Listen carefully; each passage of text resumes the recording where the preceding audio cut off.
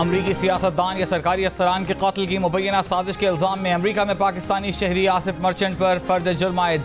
अदालती दस्तावेज के मुताबिक 46 साल का आसिफ मर्चेंट ईरान में वक्त गुजारने के बाद पाकिस्तान से अमरीका आया था ताकि साजिश पर अमल के लिए लोग भर्ती कर सके।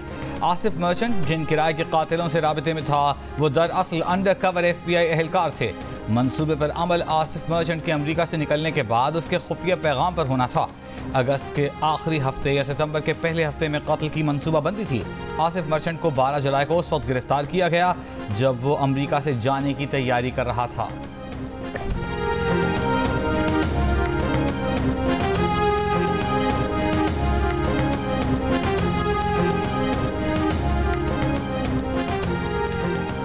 आसिफ मर्चेंट का ट्रंप पर कातिलाना हमले से कोई ताल्लुक नहीं। तर्जुमान व्हाइट हाउस कैरिन जीन की वजाहत। अमरीकी महकमा इंसाफ के मुताबिक आसिफ मर्चेंट ने बताया कि वो कराची में पैदा हुआ। उसके पाकिस्तान के अलावा ईरान में भी बीवी बच्चे हैं। वो कई बार ईरान, शाम और इराक जा चुका।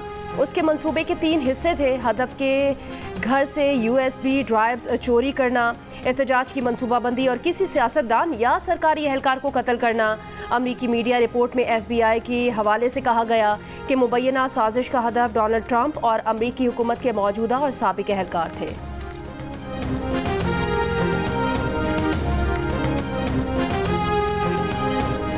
अमरीका में आसिफ मर्चेंट की गिरफ्तारी पर तर्जमान दफ्तर खारजा मुमताज़ ज़हरा बलोच ने कहा कि मीडिया रिपोर्ट्स देखी हैं, अमरीकी हुकाम के साथ राबिते में हैं, मज़ीद तफसीलात का इंतजार कर रहे हैं। अमरीकी ओहदेदारों ने कहा है कि मामले की तहकीकात जारी है। बाज़ाबिता रद्द-ए-अमल देने से पहले आसिफ मर्चेंट के माजी से मुताल्लिक़ मालूमात की तौसीक़ चाहते हैं।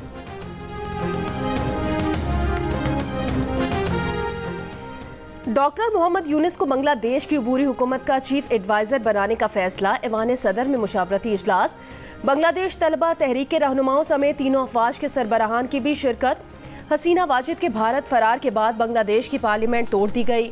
बांग्लादेशी सुप्रीम कोर्ट बार का भारत से हसीना वाजिद की गिरफ्तारी और हवालगी का मुतालबा। ऑपोजिशन लीडर खालिदा जिया को रिहा कर दिया गया। पुलिस की मुल्क भर में हड़ताल। मुजाहिरीन पर गोली चलाने पर मुआफ़ी मांग ली। कहा हसीना वाजिद सरकार ने अवाम की नज़रों में विलन बना दिया। बांग्लादेश में अवाम भारत से भी मुतनफ़िर। ढाका में मुजाहिरीन ने इंदिरा गांधी कल्चरल सेंटर जला दिया, सामान तोड़ फोड़ दिया, इंदिरा गांधी कल्चरल सेंटर को खंडर बना दिया। भारतीय तज्जियाकारों ने इतराफ़ किया कि भारत शेख हसीना का सबसे बड़ा हिमायती था, इसीलिए वहाँ के अवाम भारत से भी उतनी ही नफरत करने लगे। भारत को ये अंदाज़ा ही नहीं था कि शेख हसीना की आमिराना हुकूमत से अवामी नफरत इस हद तक पहुँच जाएगी कि उन्हें मुल्क से फ़रार होना पड़ेगा। बरतानवी नशियाती इदारे के मुताबिक भारतीय हुकूमत की बेजा हिमायत और बांग्लादेश के मामलात में मुदाखलत भी हसीना वाजिद के जवाल की वजह बनी। बांग्लादेश में एहतजाज के दौरान पीर और मंगल को 97 मकामात पर अक़लियती बरादरी की अमलाक पर हमले किए गए। बांग्लादेश में गारमेंट फैक्ट्रियाँ आज से खोलने का ऐलान।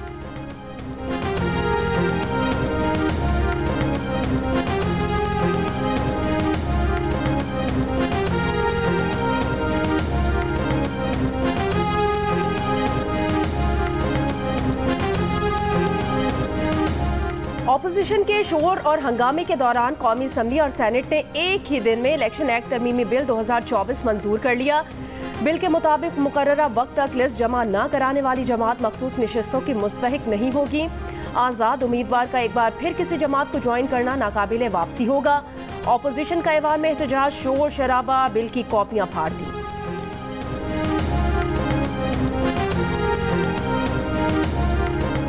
तहरीक इंसाफ का इलेक्शन एक्ट में तरमीम सुप्रीम कोर्ट में चैलेंज करने का ऐलान। बैरिस्टर गौहर ने कहा सुप्रीम कोर्ट इस गैर कानूनी और बदनीयती पर मबनी कानून साजी को मुस्तरद कर देगी। पार्लियामान सुप्रीम ज़रूर है मगर आइन की तशरीह सुप्रीम कोर्ट का इख्तियार है। सुप्रीम कोर्ट ने जो आइन की तशरीह की वो हतमी है, पार्लियामान की कानून साजी से ख़त्म नहीं हो सकती। ये बिल हुकूमत के लिए निशान इबरत बनेगा।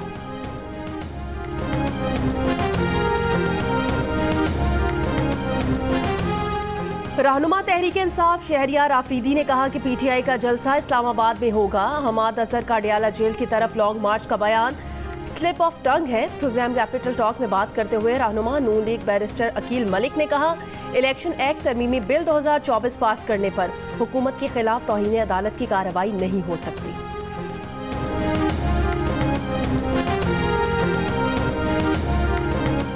जद्दा में OIC के वज़राए ख़ारजा इजलास आज होगा। इजलास में शिरकत के लिए वज़ीर ख़ारजा इसहाक़ डार सऊदी अरब पहुँच गए। इस्माइल हानिया का कत्ल और ईरान की खुदमुख्तारी के खिलाफ इसराइली जारहियत इजलास के एजेंडे में शामिल।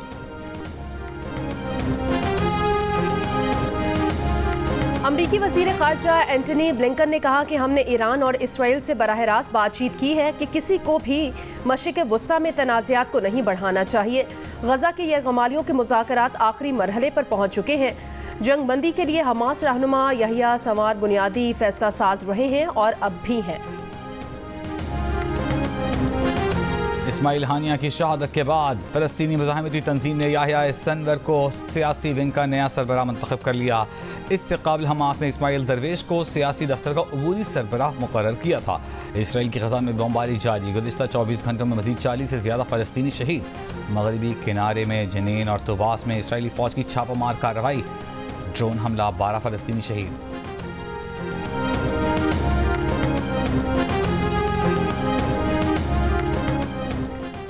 शायद हम इसराइल को अकेले जवाब दें, शायद पूरे मुज़ाहमती ग्रुप के साथ मिलकर इसराइल को जवाब दें। सरबराह हिज़्बुल्लाह हसन नसरुल्लाह ने कहा कि इसराइल पर हमारा रद्द-ए-अमल आएगा और भरपूर आएगा। शिमाल में इसराइल की केमिकल और फूड फैक्ट्रीज आधे घंटे से भी कम वक्त में तबाह कर सकते हैं। हसन नसरुल्लाह के बयान के बाद इसराइली कस्बों में खतरे के सायरन बज गए। अमरीकी वज़ीर दिफ़ा लॉयड ऑस्टिन ने कहा है कि अमरीका मशरिक़ वस्ता में अमरीकी एहलकारों पर हमले बर्दाश्त नहीं करेगा। उन्होंने कहा कि हमें यकीन है कि इराक़ में अमरीकी फ़ौजियों पर हमले के पीछे ईरानी हिमायत याफ्ता मिलिशिया का हाथ है। गुज़िश्ता रोज़ इराक़ की अल असद एयरबेस पर रॉकेट हमला हुआ था, जिसमें कई एहलकार ज़ख्मी हो गए थे।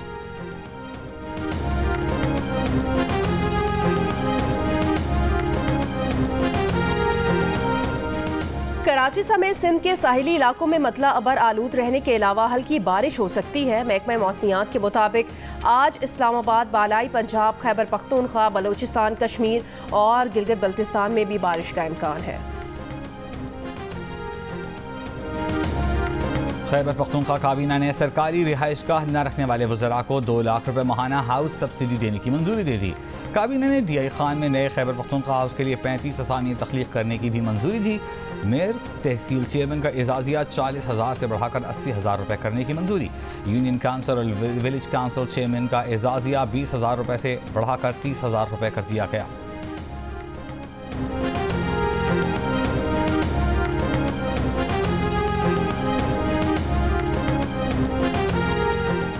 हुकूमती टीम और जमात इस्लामी के दरमियान मुज़ाकरात का चौथा दौर आज होगा। एक हफ्ते से तातुल का शिकार हुकूमत और जमात इस्लामी में मंगल की रात मुज़ाकरात का तीसरा दौर हुआ।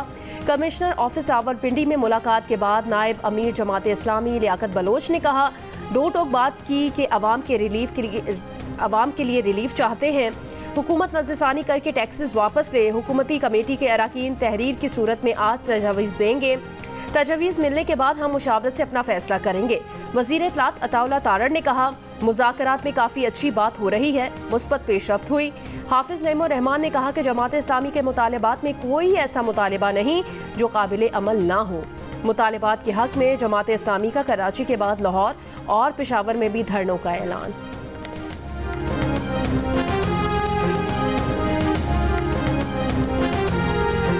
इस्लामाबाद के इंसदाद दहशतगर्दी अदालत ने पाकिस्तान तहरीक इंसाफ के मरकजी सेक्रेटरी इत्तलात रऊफ हसन की दरख्वास्त जमानत मंजूर कर ली। रिहा कर दिया गया। रऊफ हसन को बारूदी मवाद की फाइनेंसिंग के इल्ज़ाम पर गिरफ्तार किया गया था। तहरीरी हुक्म में कहा गया है कि रऊफ हसन मुकदमे में नामजद नहीं, न ही कोई असलहा या बारूदी मवाद उनसे बरामद किया गया। रऊफ हसन 75 साल के बुजुर्ग हैं, सख्त बीमारियों का शिकार हैं। दरख्वास्त जमानत मंजूर की जाती है।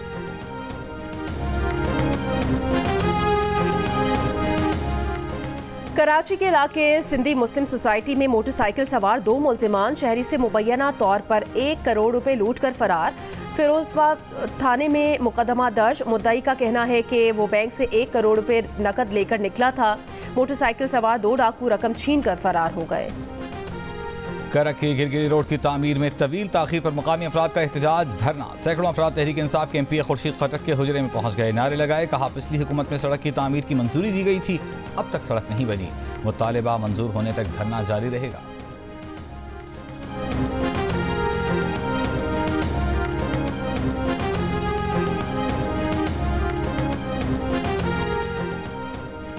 फैसलाबाद में झंडवाली रोड पर बजरी से लदा डंपर कार पर उलट गया। हादसे में कार में सवार 3 अफराद जाँ बहक हो गए। लाशों को कार से निकालकर अस्पताल मुंतकिल कर दिया गया। डंपर ड्राइवर साथी समेत फरार हो गया। गवादर के मरीन ड्राइव समेत बलूचिस्तान के मुख्तलिफ शहरों में धरने जारी। जिले इंतजामिया के मुताबिक गवादर में सूरत हाल बेहतरी की जानिब गामजन है। शहर के तिजारती मराकज़ खुले और कारोबारी सरगर्मियाँ बहाल हैं। गवादर में दुकानें, बैंक, पेट्रोल पंप्स खुल गए हैं। शाहराहों पर ट्रैफिक बहाल हो चुकी है और कारोबारी जिंदगी रमा दमा है। मकामी मच्छरों का रोजगार भी तकरीबन बहाल हो चुका। तुरबत नोश की पंजगोर में भी मामूला से जिंदगी बहाल हो गए। चंद मकामात पर बलोच यकजहती कमेटी के हामियों ने धरना दिया हुआ है। वज़ीर दाखिला बलूचिस्तान मीर ज़िया लांगू ने कहा कि बैरून मुल्क बैठे लोगों को बलूचिस्तान के हुकूक से कोई सरोकार नहीं। अवाम गैर मुल्की एजेंटों को मुस्तरद करके सूबे की तरक्की में अपना हिस्सा डालें।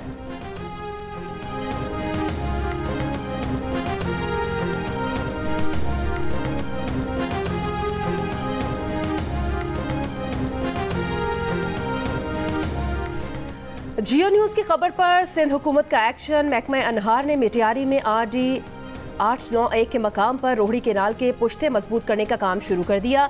वज़ीर ज़राअत सिंध मोहम्मद बख्श मेहर का डहरकी और दीगर इलाकों का दौरा।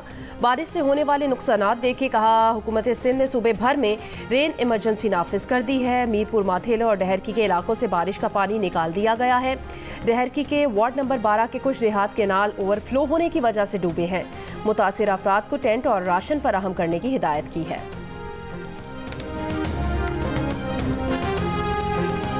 रिहाड़ी में खेतों में दाखिल होने पर जमींदार ने 3 बकरियों की टांगें तोड़ दी। पुलिस के मुताबिक मेडिकल रिपोर्ट आने पर मुकदमा दर्ज किया जाएगा।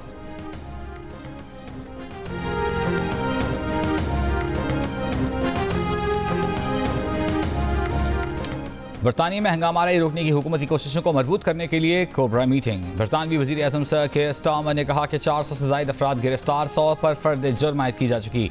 फसाद में मुलव्वस अफराद के केस में 1 हफ्ते में निपटाए जाएंगे। फसाद में मुलव्वस अफराद को कानून की पूरी क़ुव्वत का अंदाज़ा होगा। मीटिंग में दस्तियाब इंटेलिजेंस का जायजा लिया गया। अफसरान की तैनाती पर तबादला ख्याल हुआ। साउथ यॉर्कशायर पुलिस के मुताबिक इतवार को रोदरहम में हंगामाराई में 51 पुलिस अफसरान जख्मी हुए।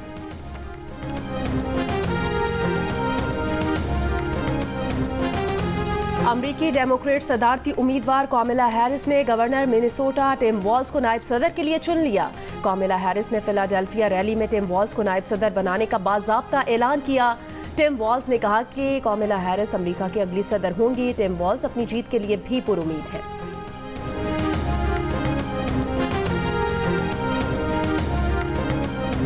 लेबनान में मौजूद तमाम पाकिस्तानी शहरी लेबनान छोड़ दें। दफ्तर खारजा का पाकिस्तानियों को लेबनान का सफ़र करने से गुरेज करने का मशवरा। कहा, लेबनान में रहने वाले पाकिस्तानी एहतियात बरतें और ख़तरे वाली जगहों पर न जाएं। लेबनान में मौजूद पाकिस्तानियों को बैरूत में पाकिस्तानी सिफारत खाने के साथ राबिते में रहने की हिदायत।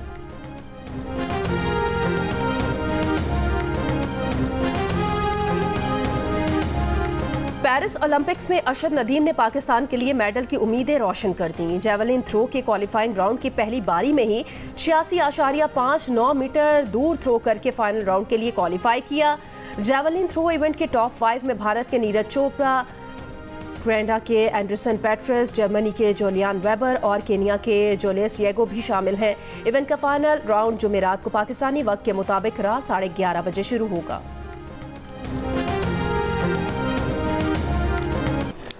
फाइनल के लिए पेरिस ओलंपिक्स में क्वालिफाई किया है, तो आगे बस मज़ीद दुआ करें। मेरा फाइनल है 8 अगस्त को पाकिस्तानी टाइम के मुताबिक 11:25 पे। तो मेरे लिए दुआ करें ताकि मैं अच्छा परफॉर्म करूं और पाकिस्तान के लिए मेडल जीतूं। पेरिस ओलंपिक्स के जेवलिन थ्रो मुकाबले के फाइनल में पहुंचने के बाद जियो न्यूज़ से खुसूसी गुफ्तगू में ओलंपियन अरशद नदीम ने पूरी कौम का शुक्रिया अदा किया और दरख्वास्त की कि फाइनल में उनकी कामयाबी के लिए भी दुआ करें कि वो पाकिस्तान के लिए गोल्ड मेडल जीत सकें।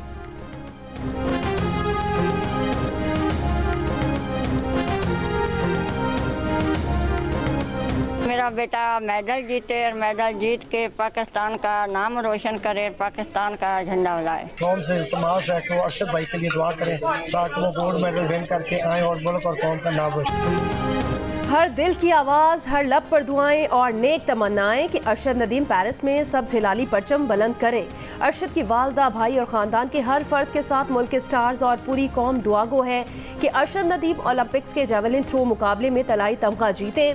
शाहिद आफरीदी, शाहीन जाफरीदी, इसामुल हक, मुश्ताक अहमद, ताहिर जमान, इमामुल हक समेत कई सितारों की जानिब से अरशद नदीम के लिए नेक तमन्नाओं का इजहार।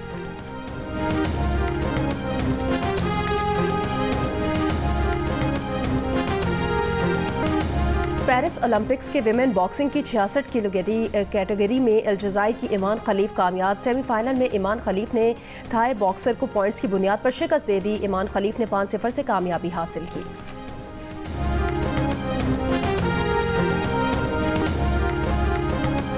और दिल का रिश्ता ऐप ने एक और संगे मील तय कर लिया। सारिफीन की तादाद 40 लाख हो गई। 2 बरस की कलील मुद्दत में बर्क रफ्तारी के साथ पाकिस्तान की नंबर 1 ऐप होने का एजाज़ हासिल कर लिया।